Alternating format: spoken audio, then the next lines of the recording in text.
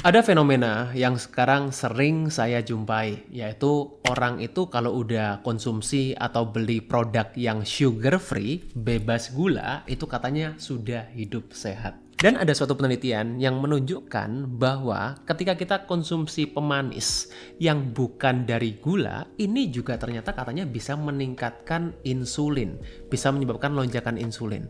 Nah, jadi di sini saya mau share, apa benar sih kalau kita konsumsi yang bebas gula atau justru kalau kita konsumsi yang bebas gula itu justru membuat masalah kesehatan?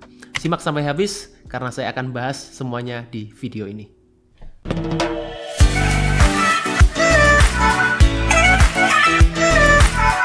Jangan remehkan gula darah yang tinggi karena ini bisa berdampak pada kesehatanmu yang lain. Gula darah yang tinggi itu bukan hanya karena makanan atau minuman yang manis. Kalau kamu sudah nggak makan yang manis-manis atau minum tanpa gula, kemudian gula darahnya masih tinggi, itu artinya ada yang salah dengan tubuhmu. Dan kemungkinan besar itu terjadi karena apa yang kamu konsumsi setiap hari. Masalah gula darah itu memang terlihatnya mudah, tapi faktanya jauh lebih kompleks dari itu. Karena penyebab gula darah yang tinggi itu setiap orang berbeda-beda. Pengaturan pola makan yang tepat dapat berkontribusi sangat besar terhadap masalah gula darah yang kamu alami. Dan Healthy Cook dapat membantu kamu yang punya masalah gula darah melalui pengaturan pola makan yang tepat karena Healthy Cook ini didesain secara personal sesuai dengan kebutuhan masing-masing pasien. Untuk kamu yang ingin tahu lebih detail soal Healthy Cook, kamu bisa langsung kunjungi Instagramnya @healthycookstore atau kamu juga bisa kunjungi link di bawah ini. Mari kita lanjut videonya.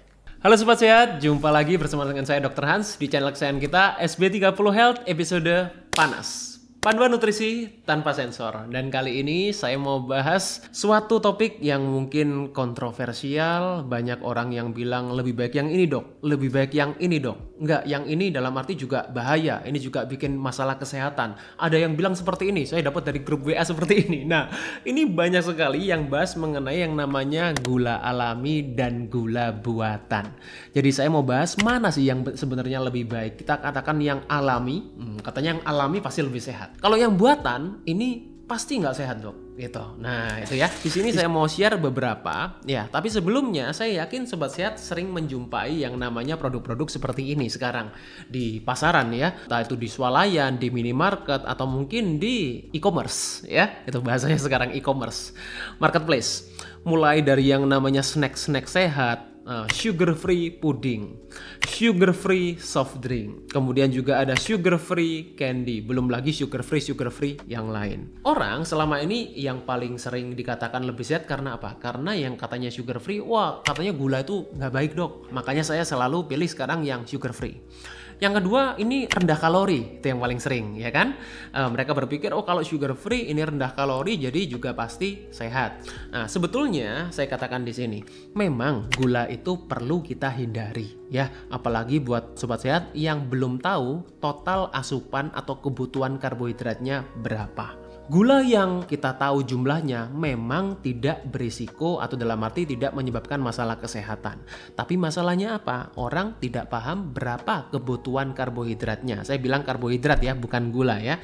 Karena gula itu pasti karbohidrat. But anyway, di sini yang ingin saya lebih fokuskan adalah mengenai pemanis buatan. Karena apa? Karena banyak orang yang konsumsi produk-produk seperti ini, mereka end up pada pemanis buatan. Jenis pemanis buatan itu banyak, bukan hanya satu. Di sini saya share ya, beberapa jenis yang paling sering dipakai adalah salah satunya aspartam, salah duanya sucralose, kemudian acesulfam K, ya, kemudian sakarin dan lain-lain. Nah, di sini saya ambil dari suatu studi ya, beberapa pemanis yang dikategorikan sebagai pemanis buatan dan ini sudah FDA approved by the way, dan dikatakan ini juga semuanya tidak punya resiko cancer. Nah, ini berdasarkan FDA ya, bukan saya yang bilang. Nah, jadi ini tahun di approve-nya oleh FDA, aspartam, kemudian sakarin, acesulfam K, tadi potasium, sucralose, neotam, advantam, dan lain-lain ya. At least dalam arti ya, beberapa ini yang sudah di-approve oleh FDA dan dikatakan tidak menyebabkan risiko kanker. Nah, tapi tidak berhenti sampai di situ ya. Yang namanya studi itu kan evolve terus ya. Nah, di sini saya temukan studi dari Environmental Health Study di tahun 2021. Nah, ini membahas ya, mengulik mengenai aspartam dan hubungannya dengan kanker. Dan di sini biasanya kalau studi ya, saya selalu katakan studi itu kita bacanya mesti benar-benar teliti. Artinya apa? Kita nggak bisa mengatakan kita hanya ambil beberapa bagian aja, kita perlu baca whole-nya seperti apa. Meskipun di sini saya tidak bisa tampilkan whole-nya karena akan terlalu panjang, dibaca sendiri, nanti akan saya berikan di linknya di bawah. Tapi saya ingin membahas poin-poinnya saja. Artinya di sini pertama yang ditemukan adalah causation. Ya, causation itu apa? Causation itu bukan association.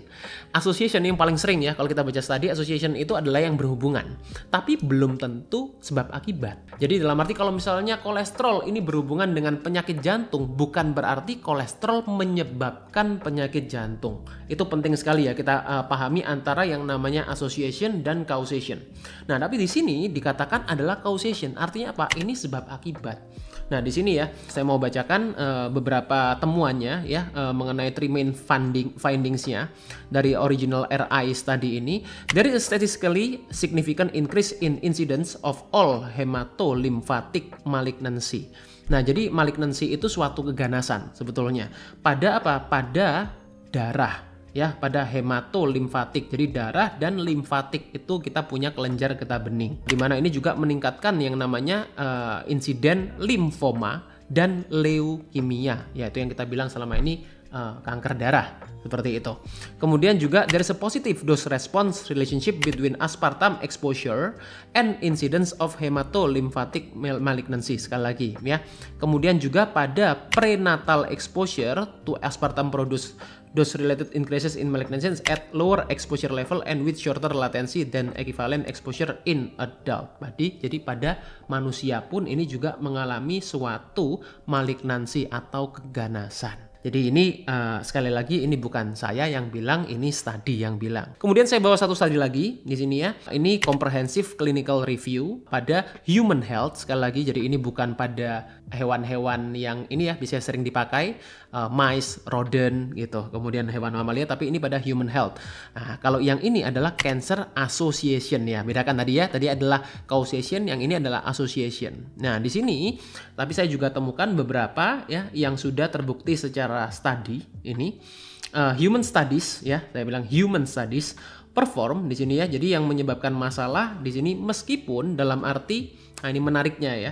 Orang selama ini kan berpikir kalau orang itu berat badannya berlebih, mereka mengalami overweight, kemudian obesitas. Nah, itu yang mengganggu mereka punya masalah gula darah. Yang salah satunya parameternya yang paling relevan yang selama ini dipakai adalah HbA1c, hemoglobin A1c. Nah, di sini terjadi suatu penemuan ya, hasilnya adalah pada human studies ini terjadi peningkatan ya HbA1c, yang artinya apa? Orang ini arahnya kalau HbA1c-nya meningkat, mereka dikategorikan sebagai prediabetes, kemudian diabetes kalau makin meningkat. Padahal mereka punya body mass index yang normal, berat badannya ideal.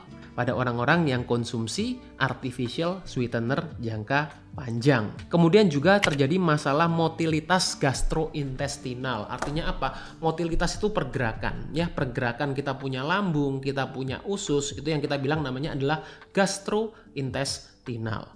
Nah, artinya apa? Terjadi penurunan pergerakan. Jadi ususnya itu malas jadinya ya. Jadi inilah yang menyebabkan orang punya masalah seperti sembelit ya. Karena apa? Karena gerak peristaltiknya itu juga berkurang motilitasnya. Ini yang terjadi ketika orang konsumsi pemanis artificial jangka panjang ya. Itu juga pada studi di tahun 2023 ini. Nah, kok bisa seperti itu, Dok? Tadi katanya sudah di FDA approve. Ya, itu kan yang paling sering ditanyakan tuh kalau misalnya saya buat penjelasan edukasi ya, entah di TikTok, entah di Instagram, mereka selalu bilang loh, tapi kan sudah FDA approve, Dok, udah dikatakan aman tadi. Nah, saya selalu bilang ini ya. Ini sebetulnya pernah saya bahas di konten yang saya sebelumnya, tapi saya remind lagi aja. Ya, in case sobat sehat ada yang belum nonton mengenai saya bahas bedanya apa? Bedanya antara aman dikonsumsi dan sehat dikonsumsi. Yo, Apa bedanya? Aman dikonsumsi dan sehat dikonsumsi. Kalau kita bilang aman, ya yang tadi itu di stempel, oh ini aman. Ya, aman itu artinya apa? Ada batasnya. Ya, ada batasnya. Meskipun dalam arti ya kita bilang batasnya ada yang relatif lebih rendah, ada yang lebih tinggi. Tapi selalu ada yang namanya batas aman. Itu yang kita namakan adalah aman dikonsumsi. Sedangkan ya yang sehat dikonsumsi itu memang dalam arti juga ada batasnya. Ya, saya bukan bilang tidak ada batasnya, tapi relatif lebih tinggi. Ya, sedangkan batas aman yang aman dikonsumsi biasanya relatif lebih rendah. Itu ya. Jadi kita katakan yang namanya batas itu semuanya ada, tapi relatif lebih rendah yang tidak sehat ya. Gitu. Yang kedua, efek jangka panjangnya. Nah, ini sebetulnya yang penting ya. Efek jangka panjang itu seperti apa? Kalau kita konsumsi sekarang, besok kita nggak apa-apa, aman. Tapi kalau 10 tahun lagi, 20 tahun lagi, belum tentu aman. Itulah efek jangka panjang. Dan yang ketiga adalah manfaat kesehatan. Nah, sesuatu yang aman itu seringkali ya, saya tidak bilang semua ya, seringkali itu tidak punya manfaat kesehatan. Sedangkan yang sehat dikonsumsi itu pasti punya manfaat kesehatan. Nah, itulah yang kita perlu pahami ya. Jadi jangan kita kalau kita konsumsi sesuatu, jangan hanya yang aman, tapi juga yang aman dan yang sehat. Itu poinnya di situ. Nah, dampak konsumsi jangka panjangnya apa sih, Dok? Kalau kita konsumsi pemanis-pemanis buatan seperti itu ya, dikatakan aman, betul ada batas amannya tadi, tapi kalau konsumsi jangka panjang ya akumulatif. Apa sih dampaknya? Dampaknya ini based on study sudah saya kumpulkan ya beberapa poin di sini. Pertama adalah gangguan mikrobioma di usus. Ya, itu yang paling banyak studinya, bisa dicek sendiri. Kemudian juga bisa menyebabkan yang namanya resistensi insulin. Di mana resistensi insulin ini adalah akar masalah dari banyak sekali penyakit metabolik. Bukan hanya diabetes, tapi juga hipertensi, hiperkolesterolemia, stroke, penyakit jantung, dan lain-lain. Kemudian terjadi peningkatan nafsu makan karena apa? Terjadi gangguan di kita punya hipotalamus di otak itu. Ya, makanya kita punya nafsu makan meningkat. Dan percayalah, ketika nafsu makan kalian meningkat, kalian akan lupa dengan yang namanya hitung-hitungan kalori. Meskipun kalian tracking sebagaimanapun, ya paling banyak tuh orang, saya udah tracking kalori, Dok. Kalori is not everything. Saya berkali-kali, pasien saya pasti semuanya udah hafal. Saya paling tidak suka semuanya di drive, dibawa ke kalori. Karena apa? Karena kalori itu hanya salah satu dari nutrisi. Masih ada mikro, masih ada fito, ya. Kemudian terjadi gangguan neurologis, ya, gangguan syaraf. Bisa dimanapun, bukan cuma di otak. Kemudian juga bisa terjadi gangguan hormonal. Dan sekali lagi saya selalu bilang, ini adalah dampak konsumsi jangka panjang. Ya, jadi buat yang merasa, saya selama ini nggak apa-apa, Dok. Saya makan ini juga dalam arti tujuannya untuk defisit kalori, itu yang paling sering kan. Nah, tapi untuk jangka panjang, ya we never know. Karena apa? Karena mungkin Sobat Sehat sekarang usianya masih belia, masih muda. Konsumsinya dalam arti organnya, kompensasinya masih cukup tinggi. Tapi untuk later on, untuk jangka panjang itu juga yang perlu kita perhatikan. Terus gimana, Dok, alternatifnya? Kalau kita dalam arti kita mau sehat, tapi kita nggak mau konsumsi yang pemanis-pemanis buatan. Tentu alternatifnya adalah pemanis alami. Jelas, ya kan? Ada buatan, ada alami. Nah, tapi alami pun ini juga macam-macam sekarang masalahnya. Bukankah begitu? Nah, jadi di sini saya ingin bagi dua ya. Pemanis alami ini yang meningkatkan gula darah, itu yang pertama, dan yang tidak meningkatkan gula darah. Tunggu dulu, sabar dulu ya. Jangan buru-buru dulu ya. Tentu gini, yang meningkatkan gula darah saya berikan contohnya beberapa di sini ya. Gula tebu. Kalau kita mau bilang alami, ya alami gula tebu. Gula sorghum ini juga sekarang mulai populer nih yang namanya sorghum. Katanya pemanisnya alami dan lebih sehat gitu. Tapi tetap ini meningkatkan gula darah. Gula batu. Nah, biasanya dipakai di minuman-minuman tuh. Kemudian gula aren itu juga katanya wah sehat banget nih, tapi tetap meningkatkan gula darah. Yang saya bahas di sini adalah tetap meningkatkan ya, bukan berarti kalau kita konsumsi gula aren itu tidak meningkatkan, tetap meningkatkan gula darah meskipun glycemic indeksnya lebih rendah. Kemudian pemanis alami yang tidak meningkatkan gula darah. Nah, ini ya yang biasanya dicari orang, katanya ini pemanis alami yang sehat nih. Apakah semuanya sehat? Coba kita cek dulu. Yang pertama, madu. ini tidak meningkatkan gula darah. Dan kawan-kawannya, contohnya seperti agave nectar, maple syrup, ini tidak meningkatkan gula darah sama seperti, at least gini ya, meningkatkan, bukan tidak meningkatkan sama sekali, tapi levelnya tidak setinggi kalau kita konsumsi gula tebu, gula sorghum, gula batu, dan lain-lain tadi. Kemudian gula buah, ini kita fruit sugar. Nah, biasanya kalau kita di ini ya, di makanan-makanan kemasan tuh fruit sugar. Kemudian stevia dan monk fruit, ini yang saya mention di sini. Bukan hanya ini, ada juga beberapa seperti sugar alkohol itu juga ya, dan lain-lain. Jadi yang namanya pemanis alami itu juga ada yang tidak meningkatkan gula darah. Nah, apakah semuanya yang tidak meningkatkan gula darah ini sehat, Dok? Tunggu dulu. Di sini saya mau bahas. Apakah semua pemanis alami itu sehat? Nah, nih ya. Yang pertama tentu tadi ya, yang sudah saya mention, kita perlu tahu yang namanya efek ke kita punya gula darah. Tadi saya katakan, ya, baik yang meningkatkan gula darah, ingat yang tadi saya mention di sini, dan yang tidak meningkatkan gula darah, ya, ada yang mungkin peningkatannya tidak terlalu signifikan. Dua-duanya yang perlu kita perhatikan adalah lonjakan ke insulinnya. Nah, meskipun ada yang lebih tinggi, ada yang lebih rendah. Ya, tergantung dari apa? Tergantung dari jenisnya, tergantung dari berapa banyak, tentu itu ya. Tapi ketika kita konsumsi yang meningkatkan gula darah, tentu ini akan meningkatkan insulin, udah jelas. Nah, sedangkan yang tidak meningkatkan gula darah yang saya kelompokkan di sini, ini juga bisa berakibat ke insulin juga. Meskipun dalam arti dia relatif lebih rendah, tapi ada dampak ke insulinnya. Nah, tapi sebelum kita ke insulin, ada satu organ yang paling penting yang saya selalu bilang ini perlu sekali kita jaga. Karena kalau kita tidak jaga organ ini, terjadi banyak sekali masalah-masalah metabolik. Terutama orang yang selama ini bilang masalah kolesterolnya tinggi, Dok. Karena apa? Karena liver itu adalah regulator kolesterol kita. Kalau liver kita mengalami masalah, kita mengalami fatty liver dan lain-lain, ini yang menyebabkan regulator kolesterol kita bermasalah, kolesterol kita tinggi, dan kemudian kita bingung cari obat penurun kolesterol. Nah, artinya apa? Liver kita sangat perlu kita jaga.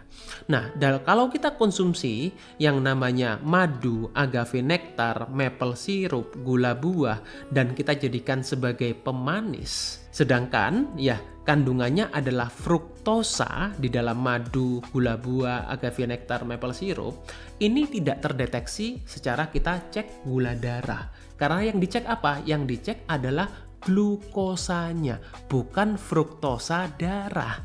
Nah, akibatnya apa? Fruktosa ini dampaknya ke liver, dan ini artinya apa? Perlu kita jaga. Perlu kita jaga, bukan berarti kita konsumsi langsung bermasalah, enggak. Tapi jumlahnya ketika kita menganggap ini pemanis yang alami yang sehat, kita konsumsi dalam jumlah yang over, dan ini langsung membebani ke kita punya liver, itu yang menyebabkan gula buah, madu, maple syrup, agave nectar ini beban ke livernya akan sangat besar, dan ini nggak baik untuk kesehatan kita. Insulin tadi yang saya katakan, ya ini juga bisa terdampak karena liver kita bermasalah. Yang kita sebut adalah resistensi insulin. Itu ketika kita konsumsi fruktosa jangka panjang. Nah, itu tadi. Jadi meskipun ini tidak meningkatkan glukosa darah, tidak semuanya juga aman ya. Nah, beberapa yang dampak ke insulinnya lebih rendah ya adalah stevia dan monk fruit. Ini yang tadi saya katakan juga termasuk pemanis alami ya, tapi dampak insulinnya dia lebih rendah. Meskipun ada beberapa studi yang tadi saya mention di awal, ini mengatakan bahwa ketika kita konsumsi stevia, kita juga ada lonjakan insulin. Betul, karena tubuh kita persif rasa manis. Ya, jadi otak kita ini memberikan suatu sinyal, oh ini ada rasa manis nih, insulin akan naik. Betul, tapi tetap insulinnya tidak naik setinggi kalau kita konsumsi yang meningkatkan gula darah secara langsung. Nah, kemudian juga dampak ke mikrobioma usus itu juga banyak sekali studinya ya, terutama kalau kita berbicara mengenai pemanis alami dan pemanis buatan. Ya, dampaknya apa? Itu yang paling perlu kita perhatikan. Nah, di sini saya sampaikan ya di sini saya paparkan beberapa studi. Yang pertama dari CLI Journal di tahun 2021 ini membahas mengenai stevia. Jadi stevia itu termasuk salah satu pemanis alami yang tidak meningkatkan gula darah, respon insulinnya juga relatif rendah meskipun tetap ada, ya. Artinya apa? Jangan berlebihan juga, ya. Di sini ada sifat anti diabetik, anti hipertensi, ya, jadi menurunkan tensi secara alami. Kemudian juga untuk orang-orang yang punya masalah obesitas dan metabolik sindroma metabolik yang lainnya, ya.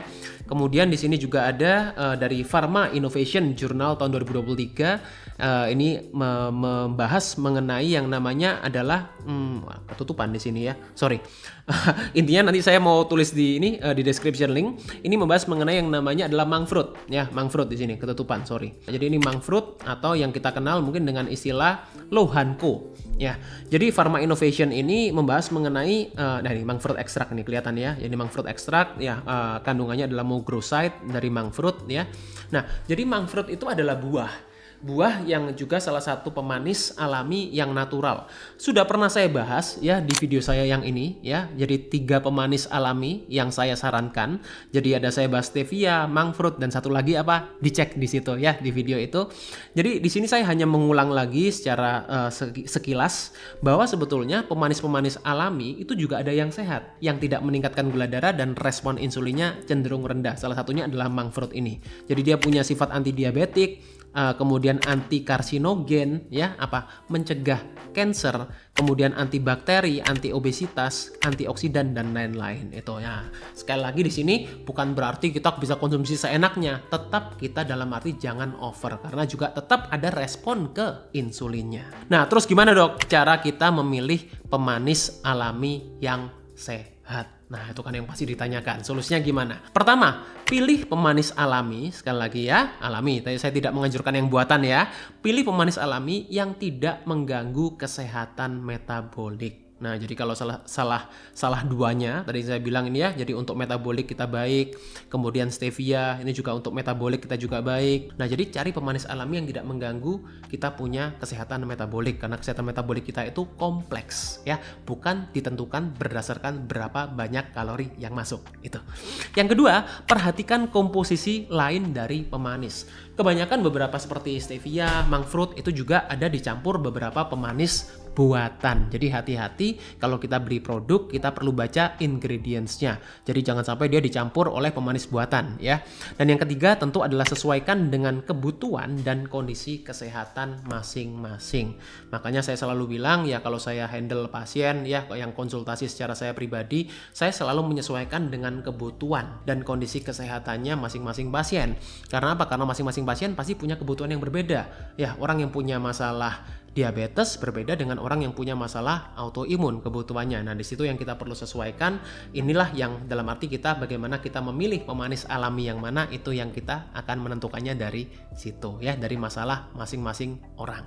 Ya, semoga dari sini Sobat Sehat bisa paham sekarang mana pemanis alami yang perlu kita pilih, ya, yang tentunya adalah untuk jangka panjang, kesehatan kita jangka panjang. Semoga bermanfaat. Stay fit and stay healthy. See you. Nah, dampak konsumsi jangka panjangnya apa sih, Dok? Kalau kita konsumsi pemanis-pemanis buatan seperti itu, ya. Pertama adalah gangguan mikrobioma di usus. Ya, itu yang paling banyak studinya, bisa dicek sendiri. Kemudian juga bisa menyebabkan yang namanya resistensi insulin. Kemudian terjadi peningkatan nafsu makan karena apa? Terjadi gangguan di kita punya hipotalamus di otak itu. Kemudian terjadi gangguan neurologis, ya, apa? Gangguan syaraf. Bisa dimanapun, bukan cuma di otak. Kemudian juga bisa terjadi gangguan hormonal. Dan sekali lagi saya selalu bilang, ini adalah dampak konsumsi jangka panjang, ya.